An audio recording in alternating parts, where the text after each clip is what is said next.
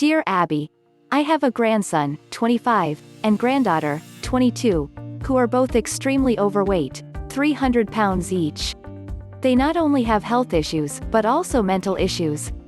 Both work part-time at the same company as their mom and dad, and still live at home. They don't date, don't drive, and are very dependent on their parents because their parents encourage it. My granddaughter is being treated with meds, my grandson is not. I'm very close to him, and he shares a lot with me. He has issues with both of his parents, but more so with his mom. They were raised in a very Christian home. There were always weight issues for the entire family because they eat most of their meals out. My daughter-in-law rarely cooks, and the house resembles a Hoarders home. In the past, I tried talking with my son and his wife, but they have a convenient excuse for everything I bring up.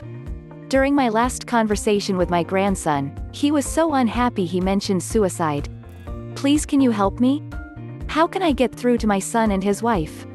Distraught grandma in TEXASDEAR. Grandma, do your son and his wife know their son is depressed to the point of talking about suicide? If they are unaware, put them on notice. While you're at it, give him the number of the National Suicide Prevention Lifeline, 1-800-273-8255. Because you have already tried talking to his parents and found them unreceptive, would you consider inviting your grandson to live with you for a while? It would be a way of teaching him healthier eating habits, and if he needs medication, you might be able to see that his doctor prescribes it.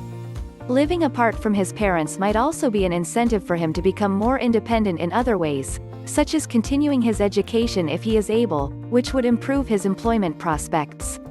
Dear Abby, there is a trend happening these days. Young people live together for several years, get pregnant and go to the justice of the peace to get legally married.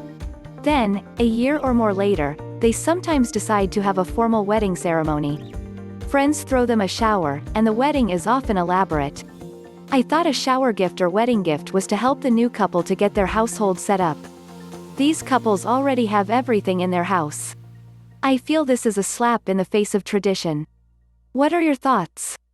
OLD-FASHIONEDDEAR old-fashioned. Yes, it's a break with tradition. These changes have occurred because of changes in social mores, the economy, and gender roles. The tradition used to involve a young woman going directly from her parents' house to that of her husband.